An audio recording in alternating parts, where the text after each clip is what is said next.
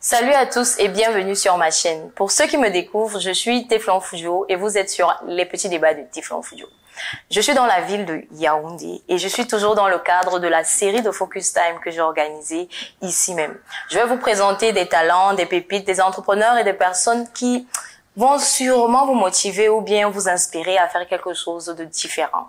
Aujourd'hui, je suis avec une dame. Elle s'appelle Corinne Njoki et elle va nous présenter ce qu'elle fait et nous parler de son parcours.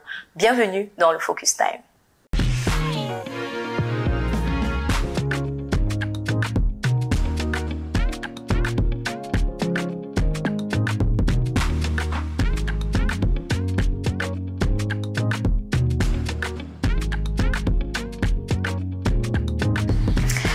Alors, bienvenue Corinne, comment est-ce que tu vas? Je vais très bien, merci Soraya. Bonjour. Voilà, tu es sur le plateau des petits débats de Teflon. Qu'est-ce que ça te fait d'être sur un plateau d'une émission? Je suis très ravie. N'est-ce pas? Ok. Est-ce que tu peux donc nous dire qui est Corinne Njoki? Qu'est-ce que tu fais? Quelles sont tes passions? Bref, une petite présentation de ta personne. Corinne Njoki est une jeune Camerounaise originaire du littoral. Elle est passionnée par tout ce qui concerne le côté artistique, la mode, création d'accessoires, décoration d'intérieur. Elle aime la musique, elle aime les voyages. Ça fait beaucoup, hein? Oui, ça fait beaucoup. mais on ressent que tu es vraiment axée sur tout ce qui est art et tout ce qui est artistique. Oui, beaucoup. Est-ce que tu as une idéologie dans la vie? Ensemble, on va plus loin. Ah, ok. Donc tu travailles avec les gens, tu aimes travailler avec les gens? Oui. Beaucoup? Oui. Ok. J'ai envie de savoir, qu'est-ce qui te rend heureuse dans la vie? Les gens autour de moi être heureux. Ah bon? Je suis heureuse. Ok. Donc, le fait juste de voir les gens contents, enfin, je suppose que ce sont les gens à qui tu tiens. Oui. Les voir heureux, ça te rend heureuse, pardon. Ok, d'accord. Maintenant, d'où te vient ta fibre entrepreneuriale? Parce que tu dis que tu fais dans des accessoires de beauté et tout ça. Est-ce que tu peux nous raconter un peu l'histoire? D'où est-ce que c'est parti? Toute petite, j'ai grandi avec ce côté de pagne à la maison, les cantines, de cabas, de tissus tout le temps. J'avais une tante qui était styliste. Ok. Elle est styliste, pas qu'elle était, parce qu'elle est toujours vivante. Et elle avait tendance, il y avait des petits chutes de tissu un peu partout. Je lui disais tout le temps, mais pourquoi tu jettes ça? On peut faire de belles choses avec. Donc un matin comme ça, je me suis levée, je voulais faire un cadeau à quelqu'un. J'ai pris des petits bouts de tissu, j'ai commencé à monter les petites boucles. Après, je me suis retrouvée en train de faire les babouches. Et c'est de là que c'est parti. Et là, on parle de quelle année ou bien quel âge? Ça fait pratiquement 5 ans que je le fais. D'accord. Et oui. Ça fait 5 ans que je le fais. J'ai appris, on va dire, un peu de manière autodidacte, toute seule, avec de petits tutoriels aussi sur Internet, la documentation et tout. Ok. Mais à quel moment est-ce que tu penses que ça peut devenir une activité rentable? Il y a 4 ans. Ah, ok. Donc, 1 an après. Oui, 1 an. T'être lancé. Oui, mais comment ça se fait? Tu as commencé à vendre ou les gens ont commencé à te demander? Les gens ont commencé à me demander. J'ai des amis qui me disaient, mais Corinne, tu fais de très belles choses, pourquoi tu ne les vends pas? Ok. Ça pourrait te rapporter de l'argent et il faudra peut-être que tu communiques un peu plus parce que tu fais de belles choses. Nous, on est fatigué de dire aux gens, elle fait X, elle fait Y. On ne connaît simplement pas qui est Rine. Oui. Donc, c'est là que c'est parti. Il y a 4 ans, j'ai lancé la marque Rine. Ok. Qui est le diminutif de Corinne. Et c'est la marque donc qui fait dans ces accessoires-là? Accessoires pagne, chapeau, éventail. J'essaie aussi de me lancer depuis un certain temps dans la décoration d'intérieur. Ah, ok, ok. Peut-être on y reviendra. J'aimerais qu'on reste un peu sur la naissance, la création de la marque. Tu dis que ça fait 4 ans que tu as mis sur pied la marque qui est Rine. Elle est déjà, on te trouve où? Où est-ce qu'on te trouve? On me trouve sur Facebook, Instagram. Je suis basée à Douala, de Kochi. Ah, tu as une boutique physique aussi? Non, Ah, ok. Donc, je travaille sur comment. Ok, d'accord. Maintenant, on est au Cameroun et on connaît un peu les réalités. On entend souvent les gens dire que c'est difficile, les réalités pour entreprendre au Cameroun. Quelle est toi ta lecture de ça? Comment est-ce que on lance une marque facilement au Cameroun? Si tant est que ce soit facile. C'est pas si facile que ça. On lance une marque. Il faudrait déjà pas que les gens pensent que tu as plagié quelque chose. Ouais. Ils vont te dire, mais ça, on a déjà vu sur Internet. C'est la même chose que tu nous vends, tu colles juste le rythme. Mais par contre, c'est pas ça. Les motifs se ressemblent beaucoup en ce qui concerne la mode. C'est pas facile de dire, ça, c'est ma création à moi. Oui. Parce que on s'inspire de quelqu'un ou de quelque chose pour créer. Forcément. C'est pas évident d'être entrepreneur féminin. Tu as mis le point sur féminin. Oui. Il y a une particularité à ça, il y a une raison à ça. Oui. C'est difficile d'abord parce que être d'abord une femme et être entreprenante, c'est pas évident. Ok. C'est pas évident parce que tu peux te retrouver en train de vouloir entreprendre des choses. Oui. On te dit parce que tu es une femme, il faudra peut-être que tu accordes certaines faveurs ou tu ouvres telle porte pour pouvoir aller un peu plus loin. Ah, ok, d'accord. Est-ce que tu as une anecdote pour nous? Non, je n'ai pas encore. Non, tu n'as pas encore personnellement vécu quelque chose de compliqué, mais tu le ressens quand même dans la façon avec laquelle les gens t'abordent. Ok. Et maintenant, la confection tu dis que ça se confectionne à la demande. Comment est-ce que ça s'est fait? Parce que tu fais beaucoup de choses. Tu fais des babouches, tu fais des chapeaux. Je pense que tu fais aussi des vêtements. Non, oui. Voilà. Donc, tu as commencé exactement par quoi et tu as grandi comment? L'inspiration te vient d'où? Et après, comment est-ce que tu confectionnes ça? Ou même aussi? J'ai commencé par les babouches. Il y avait une boutique qui exposait des créateurs. Je pense à Bali. Ouais. On a commencé l'exposition des babouches. L'année qui suivait, l'année qui suivait, on a lancé la collection de cabas. Ok. Après les cabas, j'ai dit, bon, il y a des amis qui m'ont dit, comment tu peux me faire ce bibi-ci là? J'ai dit, je sais pas. Je peux essayer. Si ça réussit, je le fais. C'est comme ça, crescendo, au fur et à mesure. Vous êtes arrivé sur les cabas. Ah, sur les chapeaux. Les babouches, tenues, ensuite accessoires de tête. Ah, ok, d'accord. Et je tiens à préciser que tout est, enfin pas tous, mais une grande partie des chapeaux justement que tu fais. Je crois avoir vu ça sur ta page Facebook. Oui. Oui, et c'est de là que les gens passent par là que les gens passent pour faire des commandes. Et est-ce qu'on te demande aussi des choses personnalisées? Oui. Ah, ok. Pour des mariages, pour des baptêmes, anniversaires, parfois aussi pour des deuils. Ah, ok. Maintenant, revenons sur le travail en soi. Est-ce que tu le fais seul ou alors tu es en équipe? Pour le moment, je travaille seule parce que la structure en elle-même n'est pas encore grande. Mais il y a des moments où je sollicite de l'aide. Oui. Surtout au moment des foires, des événements. J'ai besoin d'aide extérieure. Parce qu'il y a beaucoup de commandes. Il y a beaucoup de commandes. Mais comment est-ce que tu arrives à lier ta vie personnelle ou bien peut-être même est-ce que tu as une autre profession à part ça?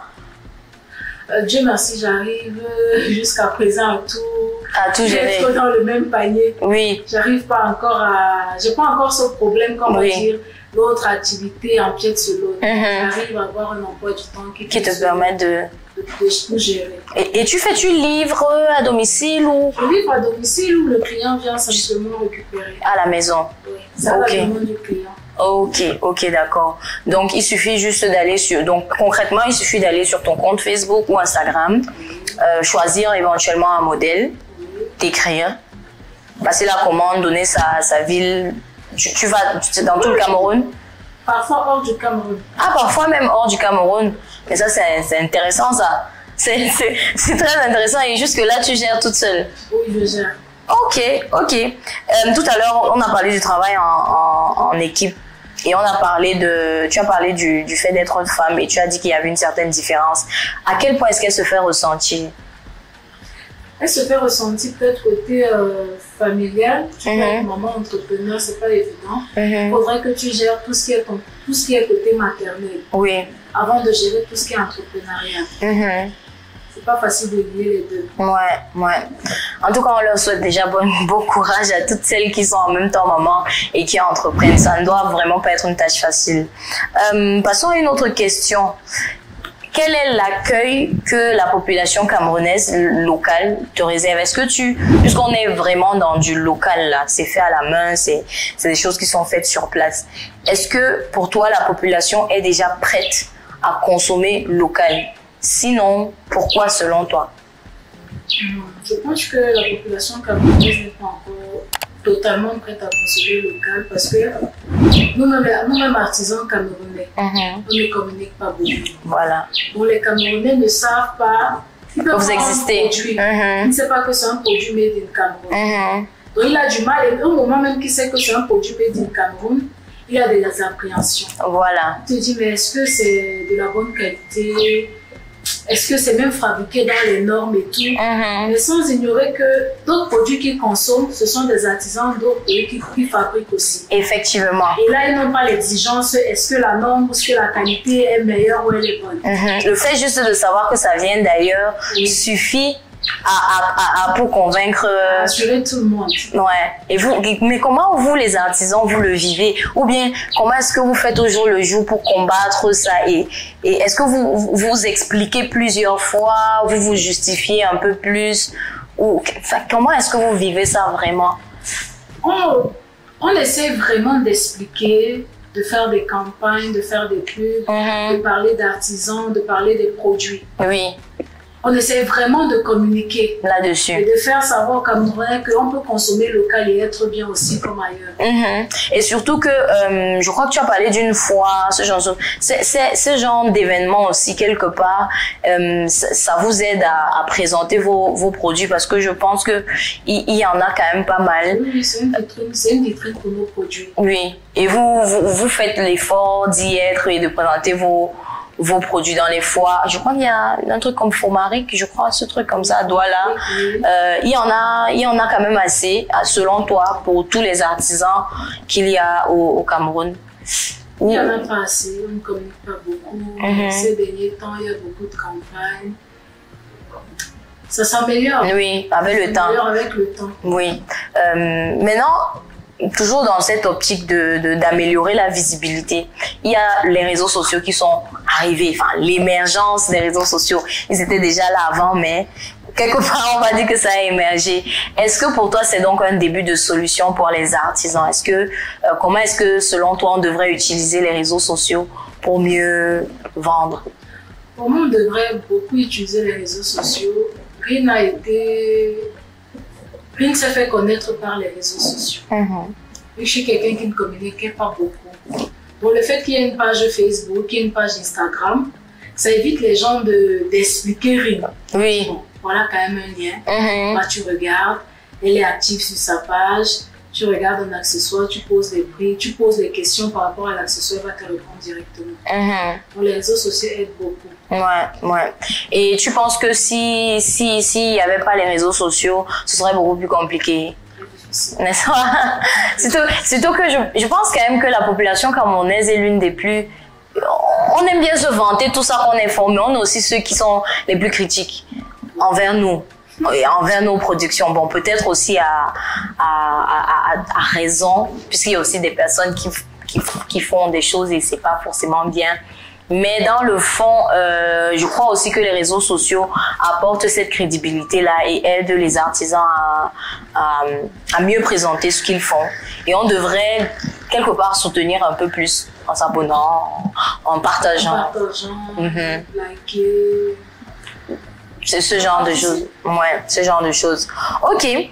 Moi, ma chaîne, elle est plus regardée à l'Occident parce que je vis en Allemagne.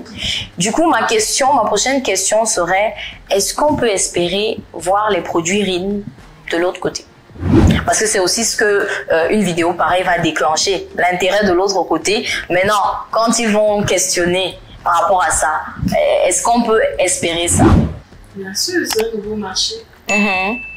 Et comment tu comptes le conquérir? Grâce peut-être à toi, à ma communication, à mes produits, à ma créativité. Oui, parce que de l'autre côté, en fait, ce que les gens aiment, enfin, recherchent de plus en plus, c'est cette originalité-là. Trouver quelque chose qui va un peu sortir de l'ordinaire, venir du Cameroun ou bien d'Afrique pour apporter une petite touche ok. Surtout ça. Surtout ça. Donc, je pense que c'est un bon public qui peut t'intéresser. Essaie de voir comment tu peux faire que les produits traversent pour arriver là-bas. Je crois qu'il y aura vraiment une bonne réception de ceci, parce qu'en même temps ils sont de qualité. On mettra les liens des pages sous la vidéo. Une autre question, c'est donc, vu que on est à 5 ans, tu as déjà quand même quelque part un peu installé la marque, tu as des personnes, je suppose, qui sont déjà des clients réguliers et tout ça. Quelle est la suite? Quels sont tes projets futurs? Comment est-ce que tu te vois dans les années à venir? La suite, c'est de mettre la marque RIM vraiment dans le Made in Cameroun. D'être à un autre level. Ok. On fait de belles choses au Cameroun par des Camerounais. Si on peut vendre ça ailleurs et que les Camerounais consomment et d'autres personnes consomment, ce serait simplement magnifique. Est-ce que tu vas continuer est-ce que tu vas nous sortir d'autres types d'articles? Parce que on est dans les babouches, on a le tissu, on a les chapeaux. Est-ce que tu envisages créer d'autres articles, d'autres types? Ma créativité à votre disponibilité. Ça ne finit pas. Non. Je ferai le maximum d'efforts que ça ne finisse pas. Oui, ok, super. Maintenant, j'aimerais savoir si tu avais, peut-être ça va faire écho à la question que j'ai posée précédemment, mais si tu avais le public de la diaspora devant toi, et que tu avais une question, ou alors comment je vais dire ça? Comment est-ce qu'il pourrait t'aider de manière directe après avoir regardé cette vidéo? Aider à l'essor de ton entreprise ou de ta marque? Qu'il consomme RIM. Aussi simple que ça. D'acheter les produits RIM. Vous pouvez aussi acheter pour vos, si ça peut pas venir. C'est hommes, c'est femmes, c'est enfants, grand-mère, maman, papa, c'est tout le monde. Voilà, donc on peut acheter pour sa famille même ici au pays, en attendant qu'on arrive soi-même et qu'on achète pour soi. Donc, vous voyez, c'est de très belle qualité. Je porte des chaussures RIM à mes pieds et il y a quelques chapeaux là à côté. Je pense qu'on va aussi faire défiler quelques images dans la vidéo après. Mais sinon, moi, de mon côté, il me reste une toute dernière question pour qu'on termine cette interview. C'est la question que je pose à tous mes invités sur le Focus Time. Et c'est celle de savoir quel est le conseil ou alors qu'est-ce que tu dirais à quelqu'un qui est passionné, qui a envie d'entreprendre, se lancer dans quelque chose, mais qui se retient pour une raison ou une autre. Quel est le conseil que tu lui donnerais là, en regardant la caméra? Il est préférable d'entreprendre dans ce que tu aimes. Parce que ce par quoi tu es passionné. Oui. Parce que quand tu entreprends dans un domaine que tu n'aimes pas, tu te lasses, tu te fatigues. Et l'entrepreneuriat, c'est pas évident tous les jours. Parce qu'il y a, à chaque niveau, il y a une barrière. Oui. Si tu te heurtes à une barrière et que tu n'aimes pas ce que tu fais, tu laisses tomber tout simplement. Ok, donc, il faut essayer d'entreprendre, et ne pas croiser les bras. Il est préférable d'entreprendre quelque chose que de ne rien faire. Ok, et surtout, en ce dans quoi on est passionné. Ok, ce sera tout pour moi. Merci beaucoup, Corinne, d'avoir accepté de passer sur mon plateau pour discuter avec moi et quelque part inspirer et motiver les personnes qui vont nous regarder, parce que c'est à ça que j'aspire. J'espère que ton parcours, ton histoire et ton travail pourront inspirer et motiver les gens qui nous regardent. Merci. Ce fut un plaisir. Merci à toi. Voilà. Donc, l'aventure au Cameroun n'est pas terminée. J'ai un prochain invité qui va venir et je vous souhaite de vous abonner à la chaîne, à partager la vidéo de Corinne, à vous abonner sur ses différents comptes. Et puis, on se voit à la prochaine vidéo. Merci d'avoir regardé. Ciao.